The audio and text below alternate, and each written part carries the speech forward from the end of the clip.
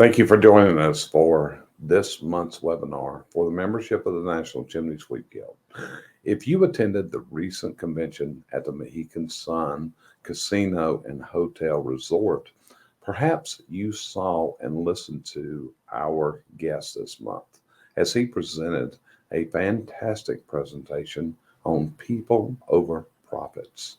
And we even go further. Can you really put people over profits and win in business? Our guest this month is Anthony Valerio, a Four Winds chimney in Rochester, New York. So what we did after hearing Anthony's presentation, we invited him to be our guest this month.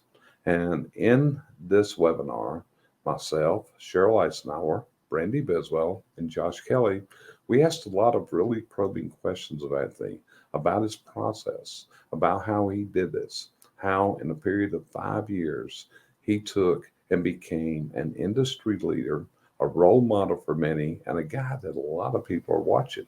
He's really doing spectacular things up there in upstate New York. So again, thanks for joining this month. So stick around. We're going to roll with the webinar in just a second. Appreciate you being here with us. And the gentleman we have as our guest today, I'm going to tell you real flat out, he probably presented one of the most knockout seminars at the Mohegan Sun in the last couple of weeks. And I don't even know if he knows how many people he influenced with that. Now, I need to clarify something. Anthony told a lie on there. He said that my original analysis was 82 pages and it was only 79 pages, but it was a lot of information. But what he didn't tell you a fib about was he implemented everything. And that, my friends, is a difficult task, as you can see, because when I do an analysis, it gives you piles of work. And the next week, Anthony was at work with this. So our guest today is a gentleman by the name of Anthony Valerio. I first met Anthony back in October of 2020. He contacted me and wanted me to come to his office and do an on-site 2-day analysis. And we had never really met each other, talked. And I walked in there and I saw Four Winds Masonry at that point, which is now Four Winds Chimney.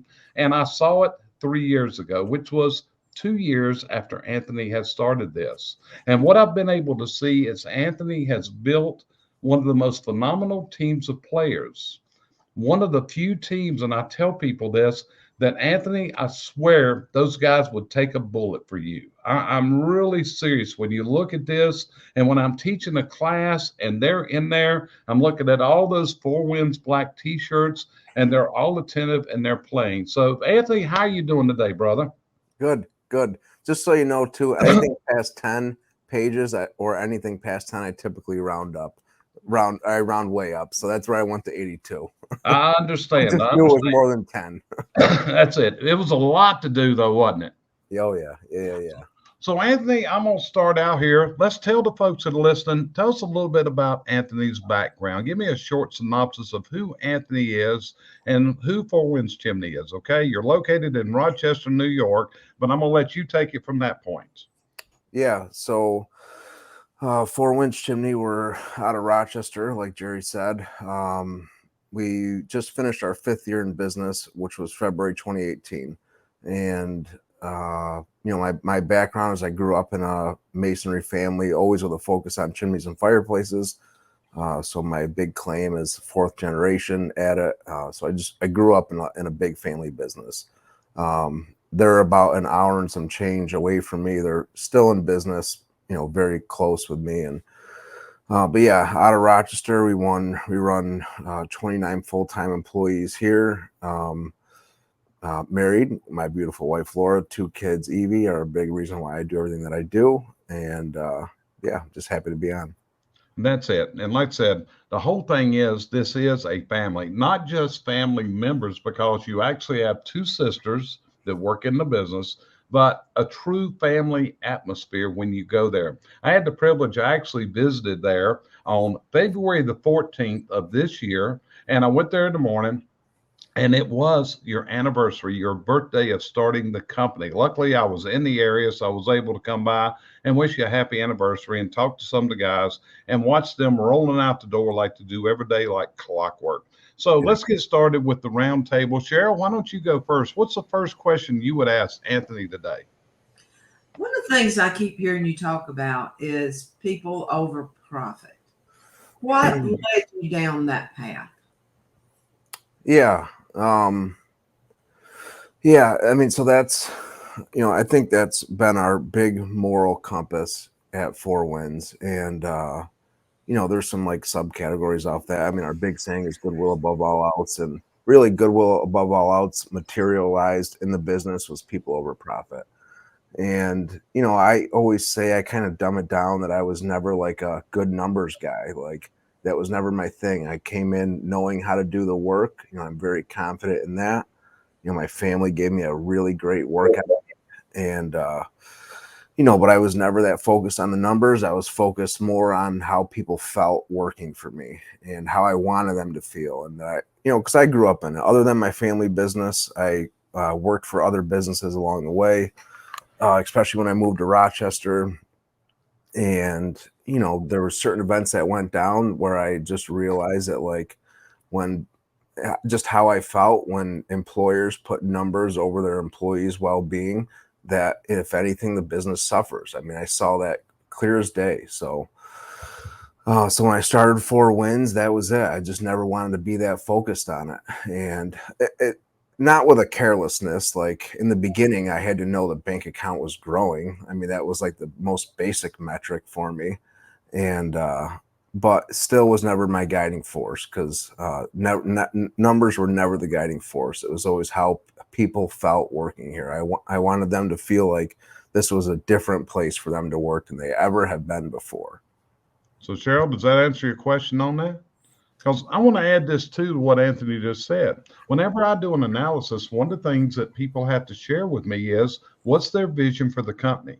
And some of the things that Anthony shared with me were he wanted a workforce that was well compensated with great benefits, but they didn't have to work 60 and 70 hours a week. That was one of his key thought processes in building this company, was how to do that, because he wanted people to have a work-life balance, which is vastly important in today's world. So Brandy, let's go to you next. What's your first question for Sir Anthony?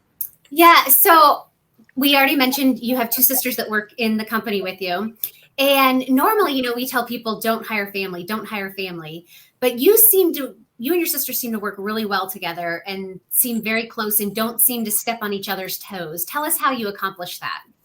Yeah, well, I will say with Maria in the beginning, we definitely stepped on each other's toes, and I partly thank you for helping remedy that. So, but I grew up in a family business, like that was it too. So I had that going on mind. Now, me and my family, we definitely have our arguments on a job site. I think like the classic thing, like how do you break up an Italian wedding? You tell them the concrete truck is here. Like that was pretty typical for my family.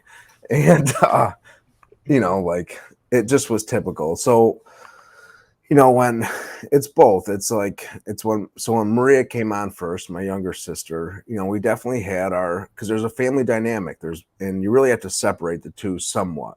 Love definitely guides everything, but you definitely have to separate it somewhat. And I think in the beginning, it was new for her seeing me in this role. It was new for me seeing her in that role. And so we had our quarrels. I was already in this decision-making process. She was kind of coming in kind of in the middle of that, not really used to it yet. And, but we really, it always goes back to communication, looking at the bigger picture. So we would argue, and then we would communicate, and we would talk about it, and then we would argue and communicate, and then somebody would cry, and, and then, but I think that's a crucial point for family or even close friends to work through. I think it's very normal.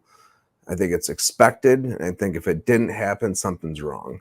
And, but if you could push through that, which we did, the other side of that is just straight gold. I mean, it's just absolute gold. And now my older sister works here too, Gina, and, and same thing. It's just communication along the whole way. So. Wonderful. Thank you. Yeah. So anyway, and I want to back up what Anthony just said. Okay. It wasn't always so pretty there, was it, Anthony? Not at all. It wasn't. When he said the crying, yeah, there was crying, and yeah, it was on both sides. It wasn't just Maria. So hey, grown men can cry. And Oh we yeah. know, and it was part of the learning process. So Josh, it's your turn. Turn your mic on, and what would you ask Anthony? So the first thing I'm going to ask is going to be off topic. Have you been to Strange Bird, the brewery, yet? Is that up my way? It is. No. My college buddy owns it. He's Oh. right in Rochester. No So, shit. That's cool. Yep. So that wasn't my first question. Since it's a little off topic. Nope. I'll check it out. No, I'm sitting there in awe, like how you can work with your sisters. I have two very different sisters, and I'm like, I would kill them. Yeah. I don't think we'd be family after like a week. Yeah. So I'm very in awe. But you know, you've grown pretty rapidly, and with a much different approach than me. And it's taken me a long-term time to realize that you know, you don't have to work 70 hours a week,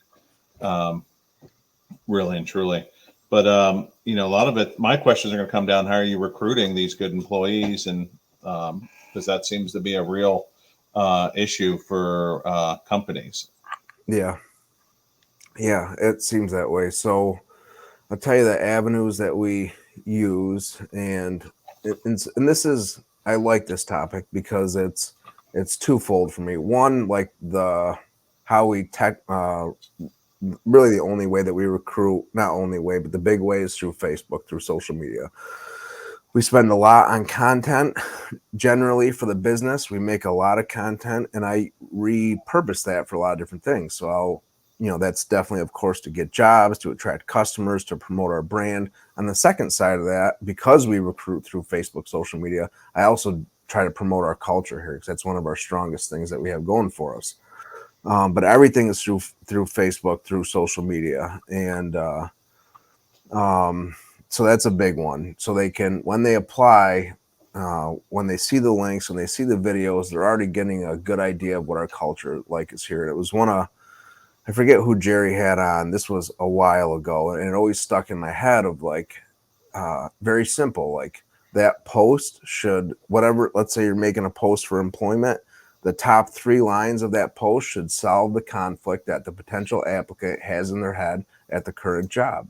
Room for advancement, benefits, competitive pay, teamwork environment, training, anything like that. First 3 lines should solve that conflict somebody has at their job. And this is kind of what I talked about too. And at the Mohegan Sun, it's like we're, as small business owners, it's a great thing, but also realizing like that we're up against companies like Amazon and whatever big companies in your area who sometimes can match or beat the wages that we start people out at sometimes.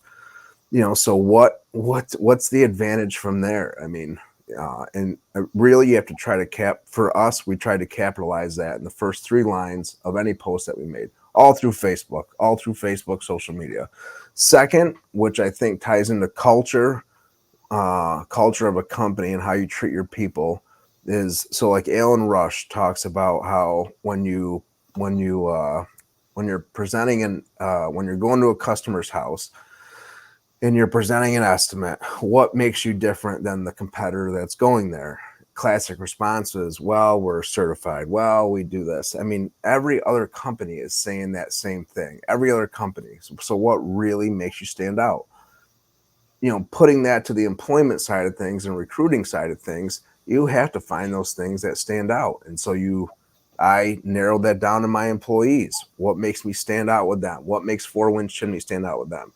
So, we say like the greatest compliment is when a customer refers you to a family or a friend for business. I think the greatest compliment is when an employee refers you to a family or friend to come work at the place that they're working at. That's huge. I mean, that's the huge part. So that's what we try to do. So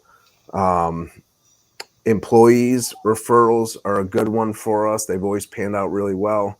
The other one is Facebook, all social media. So that's the new word of mouth. And I feel like if you're not capitalizing on social media, you're just missing out on a really big picture. Okay, Josh, that answer your question? No, that was great. Well, I'm going to keep on that same path because, Anthony, not only have you been able to hire successfully, I think the bigger thing is that you keep what you hire. You're not having a revolving door. When I go into your door, I'm seeing them same faces. When I go in there, it's the same people. We're not seeing this in and out the door that we see at so many different companies this day and time. And I also don't see what I call quiet quitting going on. If I go by your place, folks, they start early. If you're going to see Anthony's Cruise in operation, you better get your butt there about 6:30 in the morning, which is hard for a boy that don't like to get up in the morning, but I'm going to get over there because I want to see him. But what is the trick to sustaining that culture with these people? That's the big secret, I think, that Anthony holds. Yeah. I mean, it's definitely involvement on the owner's side, which goes, yeah, and I get that. So it's both. It's like, I think for me, I had to identify what kind of business I wanted. Like, of course, I could be a very hands-off business owner. My business does well. It could, technically run itself almost, but do I want that? And some people do, which is totally okay. I, felt my one of my strong suits was the ability to lead, include others, and make people feel a part of. And I like being involved in my business. And so one, I think it's, owner involvement, keeping the morale going. Two, I think it's employing the people that have usually that have been with you a while. I call them storytellers, to talk about how it used to be here, to keep the culture going. That's probably just as important as a company grows, that you have key storytellers in place that keep culture going and also talk about where we came from. And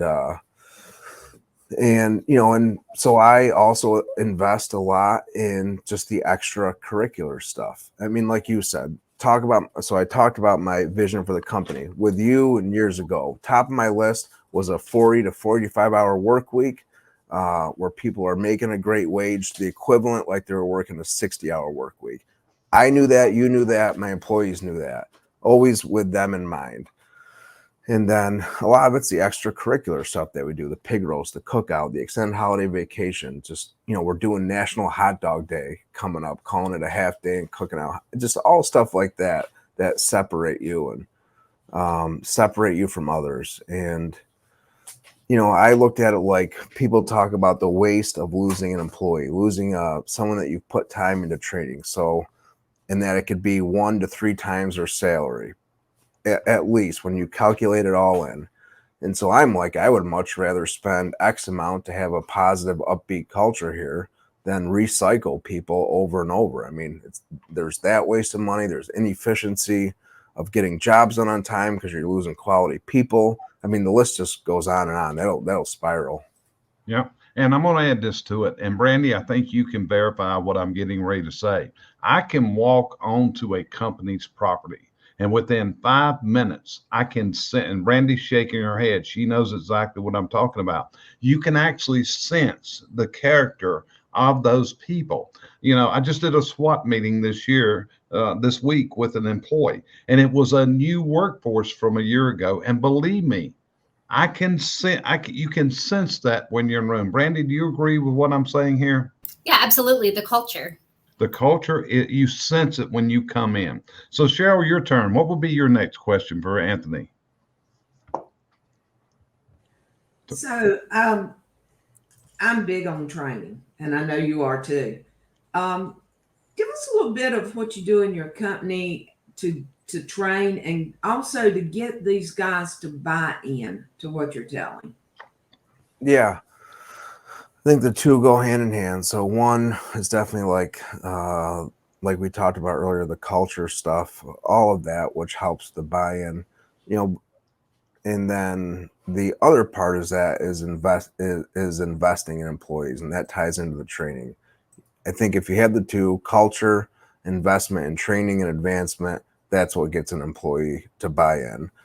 And we invest heavily. I mean, part of it was like selfish. Like my family had a good reputation. I had a good reputation, and I would never want to tarnish that at all. And I've said it before, I would drop down to one truck in a heartbeat if it meant my quality and reputation was going to suffer, in an absolute heartbeat.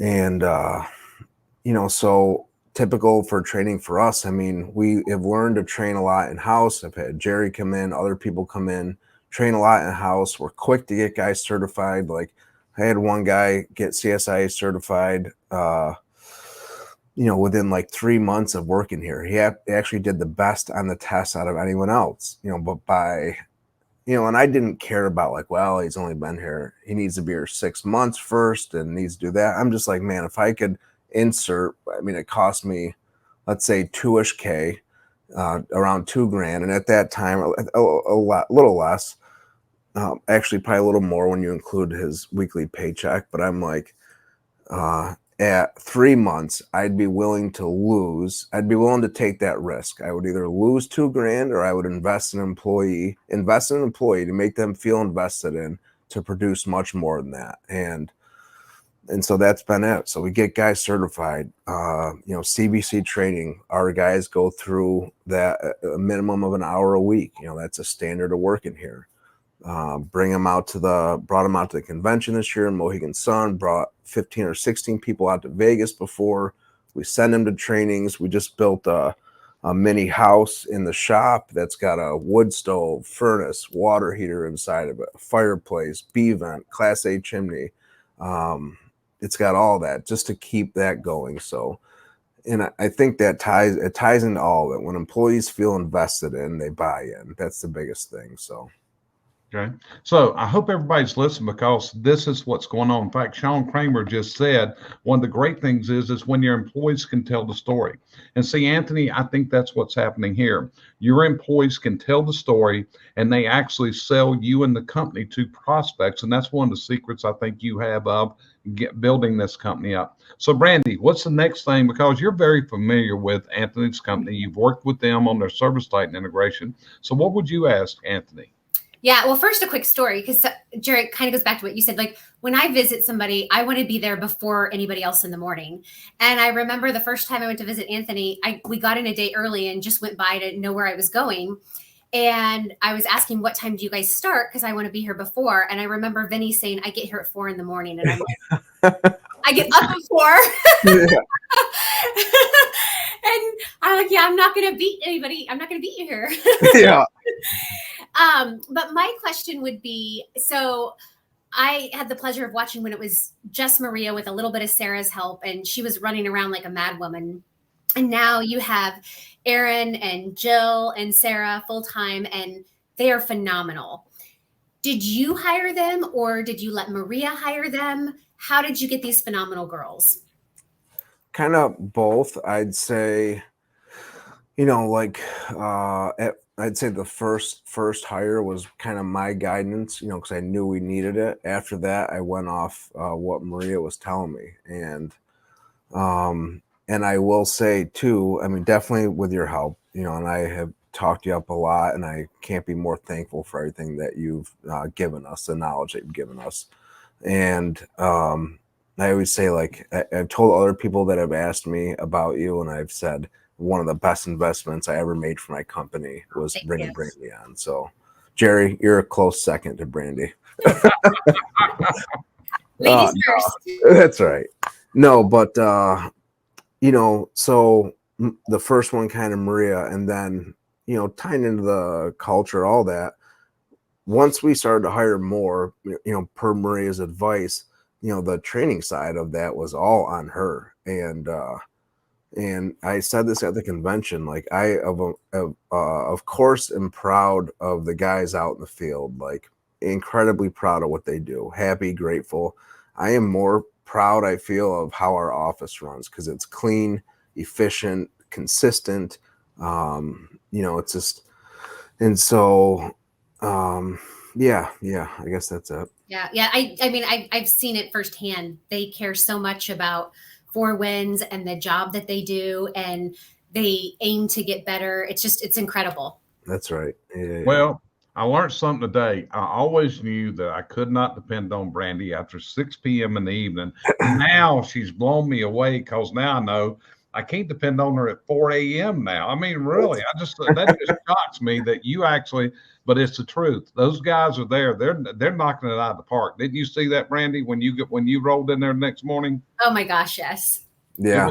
It's like poetry in motion. And these trucks, even though they're in snow country, they're clean, they're organized. All those, the brand is so predominant there. It's unreal. So, Josh, what will be your next question, brother? Oh, I wasn't prepared. No, I'm sitting here taking notes for my own, my own company, because I've always said I used to have sort of a minister of fun, and I've been looking to replace that because that's something I'm very weak at. I'm when you talk about you don't like the numbers guys, I'm like, well, that's me. I'm very much the guy who's going to write out all the brass tacks stuff. So I'm like, I've been missing that minister of fun, like you've been saying, listening and keeping thing, and who's in charge of making sure we do cookouts and things like that. So no, I'm learning. Just like everybody else listening is learning.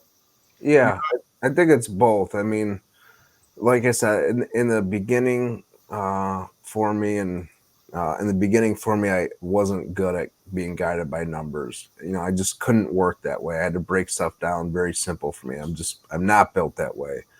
And, but as we grew, that's for sure. As we grew, I had to become more focused on numbers. It's still never a guiding force for me.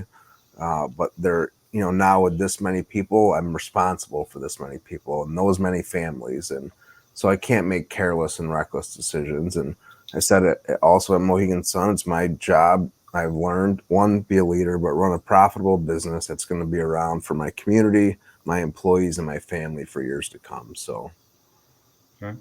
So, Anthony, here's one of the things, and you set it up there on the stage that day. I gave you, in your words, 82 pages. In my words, it was 79 pages, but it was a lot. But here's the thing. You did everything that I told you to do. Okay. You really did. And which is so unusual. You didn't get discouraged. You didn't get overwhelmed. But one of the things that I have encouraged you and others to do is get outside of the industry. Start going to other events. And last year, you did that. You went to Tommy Mello's vertical track. You and one of your friends there in Rochester, I forget his name right now, but y'all both came in. You actually brought your family with you. The kids were out swimming with the pool because Anthony's got a family side. He cares deeply about guys and gals. I'm going to tell you, you don't want to mess with those two kids. That Italian blood will boil too fast. Don't mess with the kids or the wife. But anyway, what have you learned? I mean, if we look at it, much of what you have learned from me, from Tommy Mello, from other mentors, is that a value? Is that something that you would advise other people to do, to get outside of just the industry, but go listen to what HVAC, what plumbers, garage door people? I mean, I'm sure you were shocked when you sat there at Tommy's event and listened to these garage door people and these HVAC companies running hundreds of trucks. So would you advise that? 100%. And it's double sided. Like, I am grateful for what I have learned and continue to learn at in the chimney industry, specifically the trainings, conventions, all that. But then, once I went to Tommy's thing, I just also realized that there's this whole kind of other world out there. And, and so it's picking industries that are similar. We're a home service business, right? No reason to complicate it. Home service business starts off, estimate, inspection, present a sales quote, find a solution, and do the install/repair work. That's cookie cutter for so many other industries. And and I feel like where the chimney industry is at, especially from what I've heard, is we're relatively new with how we've advanced in the last, 15, 20 years. A lot of stuff seems newer, but there's no reason to reinvent the wheel. This has been adapted by HVAC companies, Tommy's company, garage door companies, home service companies, plumbing companies, systems that they've already came up with that are very applicable to what we do. And, Tommy's event was great. I mean, it reaffirmed some things for me. It also gave me some new ideas. Recruitment. I mean, to tie that back in, we've always been very good at Facebook, social media with the recruitment. I just hired this company, though, that is helping with that even more. But again, it's all through Facebook. It's all through social media, and just a lot of little ideas that I picked up there. And it's always like the little idea that can have a compounding effect over time. Okay, so here's your opportunity to help a fellow person in business, okay, who is Sean Kramer, who likewise has that big analysis with all those things to do, okay? So here's this question I posted on the screen. How did you make time for yourself to work on what Jerry's analysis suggested? Did you bring team members in? Did you seclude yourself? Did you do it one step at a time? So what would be your advice to Sean, who's going through the challenges that you've been through? Yeah, I'll give the good side and the bad side of this. So, one, I definitely made the mistake of diving too much into work and kind of neglecting my home personal life. I don't know if neglect is the right word, but it was always for my family. But so one, I think it's time block, find as much balance as you can with it. Outside of that part, I definitely did. So I just made the time. I mean, I made the investment to have it done, to have Jerry come out, do the analysis. So I made the time afterwards. Otherwise, I'm wasting so much money to have Jerry come out. And so I took that seriously. I mean, that went into like where I want to see the company go. I don't make the time now, it's never going to happen. I knew that over time, Jerry comes in, this is all fresh on my mind. If I keep prolonging that, I'm going to lose bits and pieces over time. And so that was simple for me. Made the investment, had the goal where I want the company. When it came down to brass tacks and doing it, I 100% involved team members. So that was a big one. So most of us went through that report. And we kind of listed off order of importance, what we could do now, what could happen down the road. But we went through that list, talked about the company vision, and I just kind of employed or empowered people to take little things on. And, everything gets tweaked along the way. I mean, our big thing was warehouse. It was a complete crap show back there. You remember that. Just a huge, if you could have a huge mound of inefficiency and put it in 10,000 square feet, it would be our warehouse back then. And,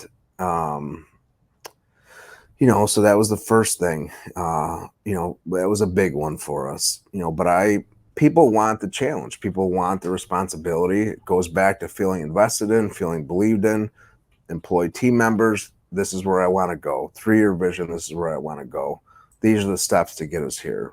And then you tie into your team's strengths and then you build from there. It always gets tweaked along the way. But yeah, I mean, I just looked at like the waste dollars, not to say guided by numbers, but what a waste of really time and energy and of course money to go to these trainings, to hire a business coach like Jerry and then not implement anything. That makes 0 sense in my head. So, and let's add this in. Anthony, when did you go to Disney World recently? Yeah, this right around Christmas time. And how long did you go to Disney World? 9 days. And who all did you take? Wife and kids. Okay, so here's a man in this business that went to Disney World for 9 days in December. And did your business keep rocking and rolling while you were there? I like to say I think my business does better sometimes when I'm not here. So okay, so Sean, the reason I put that in is so you have something to strive for. Yeah, because this is what's amazed me. I know a lot about Anthony's personal life, his families, his struggles, all those kind of things. And to me, that was a remarkable accomplishment within 3 years. Yeah. So Cheryl, what's next from you? Okay. What I'd like to do is just take a little bit of a curve. I know you're into training. I know about your people, but I have only got to imagine that you have focused your, I was trying to think of a good word there, focused your employees to work with the customers and make them one of the most important assets. Tell us how you go about doing that. Yeah, I mean, I think that ties again, not to keep bringing up culture, but it ties into that, ties into core values of a company that you have to lay out, you know, for your staff, and then reaffirm, continually reaffirm. And, you know, so going back to like goodwill above all else, and just providing value to the customer, always looking out for the customer and doing that because it's the right thing to do. And so, you know, we definitely, you know, verbalize that. We vocalize that. When I say like how I want an employee to feel working here, I've said the same thing about customers. Like, again, dumbing this down for me in my head was like, I never wanted a customer to pull into their house, look at their chimney or fireplace, and have a negative feeling towards my company ever. And just absolutely ever. And so, you know, reverse engineer that. It's, you know, it's like the value we provide to customers, staying in communication, how those things set us apart from everybody else. The entire process from start to finish, you know, is what we pride ourselves in. You know, I say like, we're not like the best masons. I mean, I've worked with great masons, and so, and that's not what sets you apart from customers. It's the relationship that you build with them. And, you know, so we do good masonry work, you know, good. Sometimes it's great. Most of the time it's good masonry work. But we focus on building a relationship so much with customers throughout the whole process that in the customer's mind, the experience was phenomenal. And, yeah, I guess that's it. Okay, Brandy, your turn next. And if you would you address also not only your question, but the question I just posed on the screen from Sean? Yes. So Sean's question was, how large were you at the time? I can't read it because my settings are in the way of it. I see it. I see it. And what did your leadership team look like at that point? So when Jerry came in, I mean, it was definitely, I mean, it was kind of me, and I had just key players, key ones I started the business with. And then as we grew, as we added more employees, really though, those key players in the beginning were the ones that could do the job, sell the work, keep the culture going. I mean, they could wear all hats. And now, fast forward, they're also the storytellers of today, you know, but they could wear all hats. So it takes different forms. Then as we grew, then I moved one person out of the field. And current day, what we have now is Maria, of course, office manager, our front office, Nate, who's our field manager, Vinny, operations manager. And so they're really the ones that help keep it going too. And but back then, when Jerry first came, you know, our management staff was definitely lacking. We just didn't have it. Felt like we didn't have the manpower for it. And knowing what I know now, my regret is not delegating and empowering people sooner when it comes to being a leader, being in management. But you know, it's like that struggle you go through. I can't afford to do this, and I can't afford to do that, and I need to do this. And it's very short-sighted. It was for me, because once you employ those people, and a lot of times they have better, different strengths than you do, and it can excel at a certain role. I say that about Vinny. Vinny is excellent at multitasking and problem solving and being organized. You go on his wall. I mean, there's paint on the wall, but really there's like 1,000 Post-it notes on the wall. And, you know, I can't operate like that. And so he can. So find his strengths. He's got a military background. Find his strengths and build off of that. But when you can empower, when you can identify someone's strengths, empower them, encourage them, provide them the opportunity to step up, the right person will step up. There you go. So, Brandy, you still had a question. I asked you to ask that one, but you still have your question to go, okay? Yes, thank you. So you talked in your presentation at NCSG about a 6-month safety net. And I think that's so important, especially as interest rates rise and we go into a different type of economy. Where did you come up with the number, the 6 months, and tell us a little bit about that and why it was so important to you? Yeah, I mean, so Candace, who is like our kind of in-house bookkeeper, definitely identified that number, and so that was a big one for that, and then we just kind of built off from there. So she set the goal of where she wants to get us to. You know, growing up, I could say personally, and working for other businesses, there was never a nest egg like that, ever. And so, you know, wanting to provide a good place, a safe place where people can continue to work and the business can weather a storm was very important to me. And so, you know, that's what we worked on. And again, bringing it back to me, I would have never known enough of like to do that or what it looked like. Bring the right people in that do. And, you know, now we we just got this massive tax bill that I felt like ripped my spine, like I was telling you guys before, out from my back. And just because it's uncomfortable, it's a new number for me. It's big, it's uncomfortable. On the flip side of that, I'm extremely grateful for where our business is positioned because I could take that. We still have this safety net. You know, we are in great shape. It's a good problem to have. So. Yeah.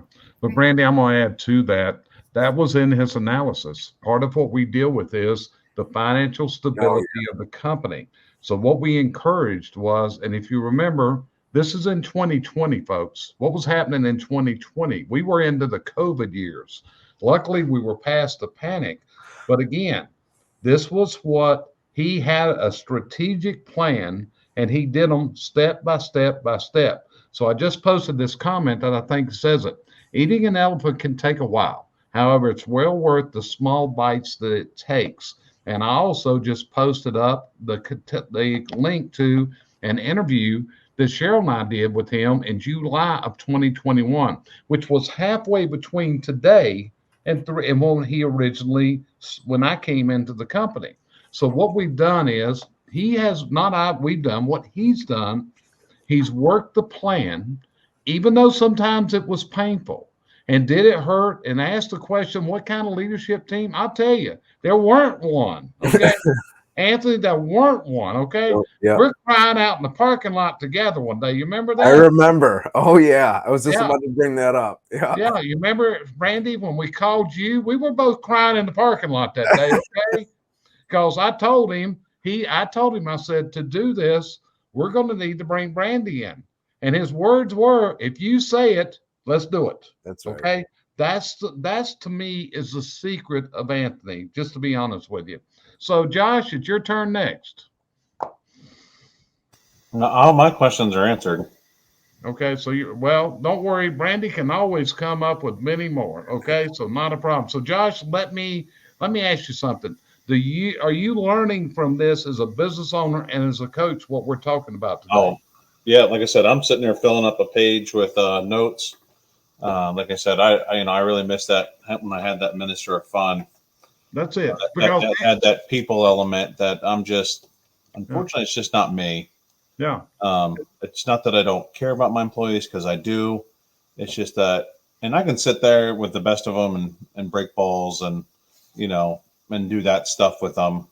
But like, I'm not going to plan a picnic or a hot dog cookout or anything like that. If you say, hey, Josh, we're having a barbecue here on the 24th, I'll be like, great. I'll bring the brisket and the pulled pork and I'll make some baked beans and some other stuff.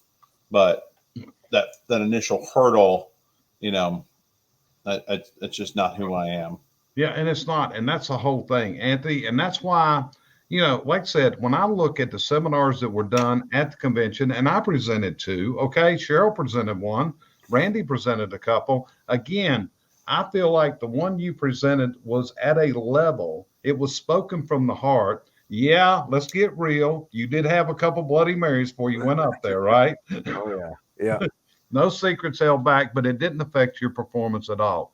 So anyway, we've been through all of us again. So, another question I got for you is, You are networking with other people in your market area. Okay. You are networking. There's Luke, the power washer. There's, and one of the things is, and this is a really big compliment, you network with a competitor. One of your best friends is Jason Toomey. That's And right. he's got a shop on the other side of town that actually I worked with Jason based on your recommendation. So how is networking part of building your success story? Because you have a success story. And I don't know who this is, but I believe that might have been Maria right there that posted that. I ain't too sure. So, what's the secret to the networking? Why do you do this and does it benefit you? Yeah, 100%. I mean, I try to make that a part of my weekly schedule almost, where I am linking up with other business owners. Again, everyone's kind of across the same, they're all in the home service industry pretty much. And, going back to like, there was only so much I knew. It's those little conversations that I have learned. And somebody said this to me when the first chimney convention, whatever, that I went to was the expo.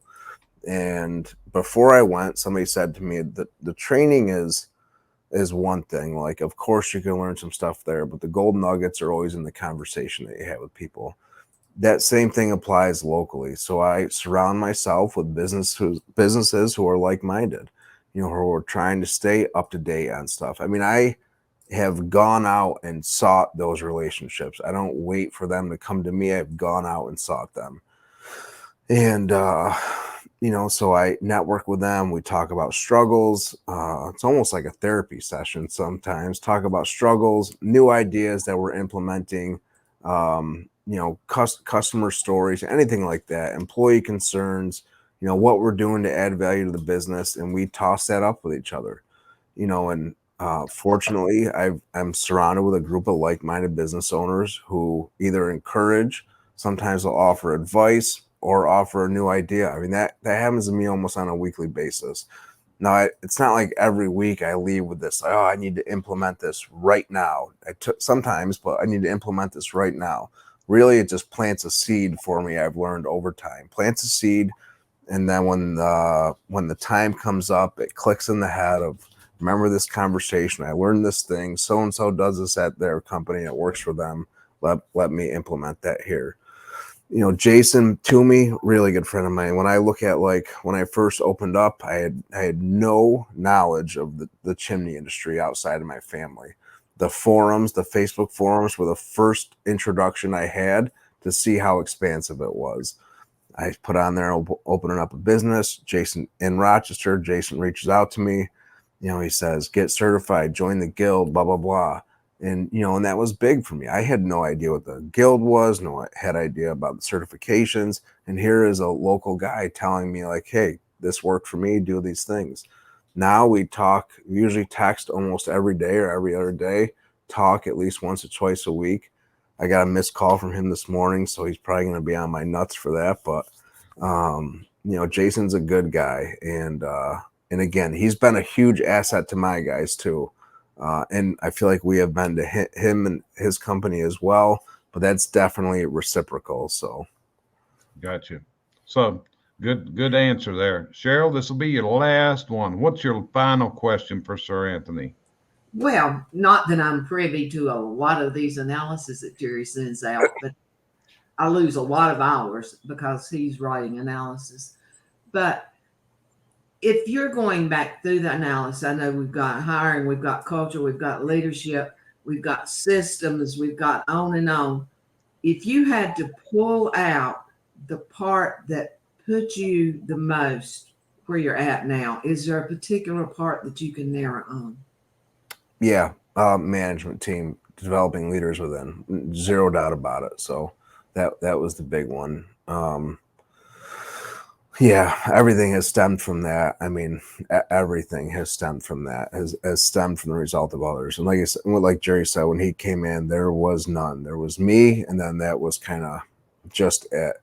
Once we built that up, everything else just kind of trickles from that. I mean, identify the leaders, build them up, encourage them to take chances, to implement new ideas, have that kind of open discussion with people, and then your business, our business flourished at that point. So, And to drill that down, Anthony, I saw you were a visionary. Okay, going to Traction, in my mind, I saw that Anthony was a visionary.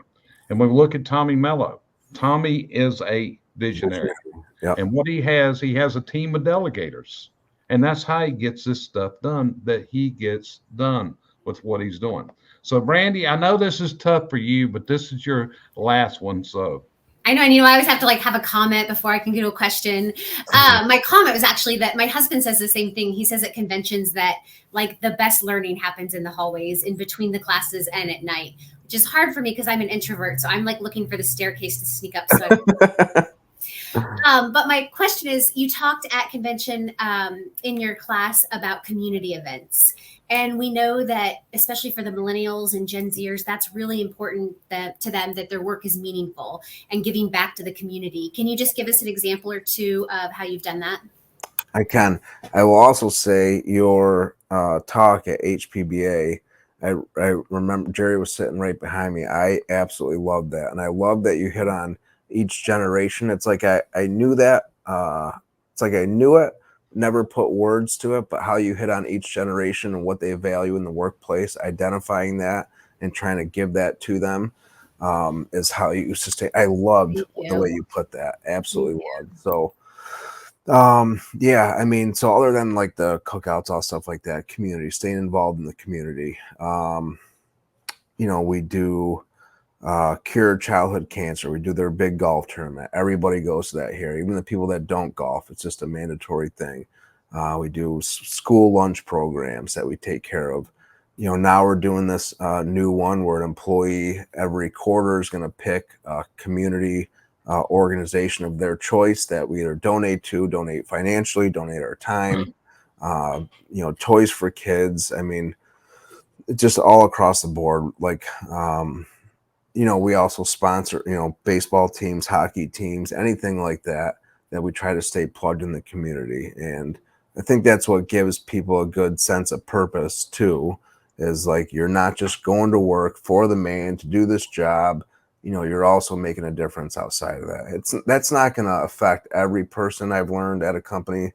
But if you can have a positive effect on at least 30%, 30, 40, 50%, that's enough to make a meaningful impact. So I love that. Thank you. Yeah.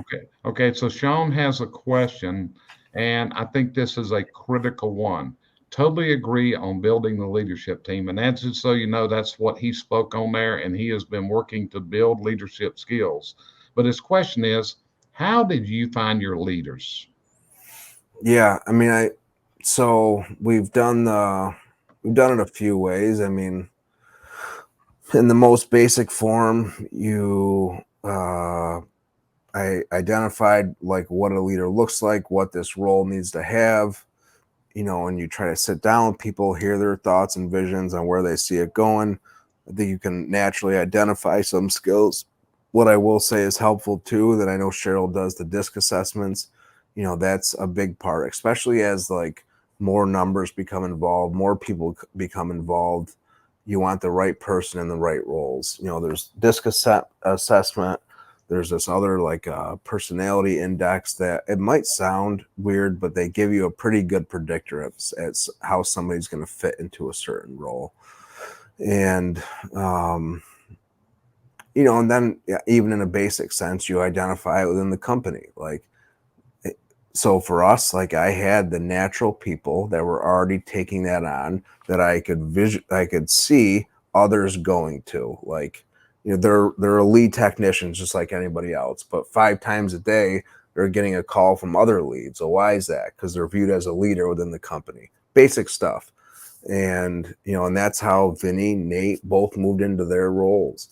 Is it was natural. I watched the flow of the company, how people looked at them, viewed at them, their strong points, identified what had to happen in this role. Nate would not do a good job. I'm sure he would.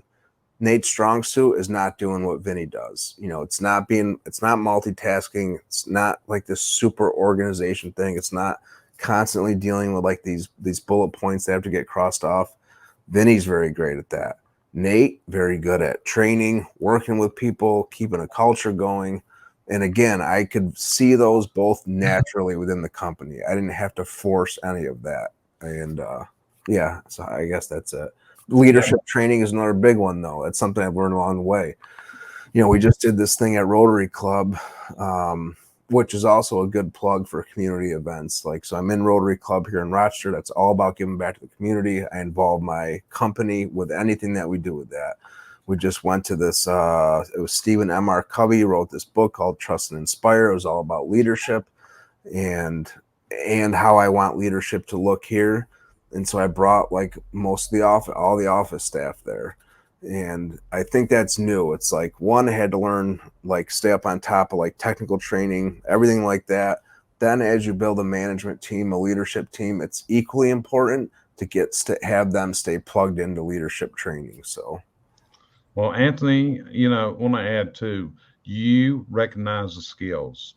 You raised up none of your leaders were hired from outside, but what you saw leaders. We didn't mention on there, and Anthony actually owns a waterproofing company. And what he did in this, he selected the person to lead this company from his existing workforce. Am I correct, Anthony? That's right. Yeah, Dave.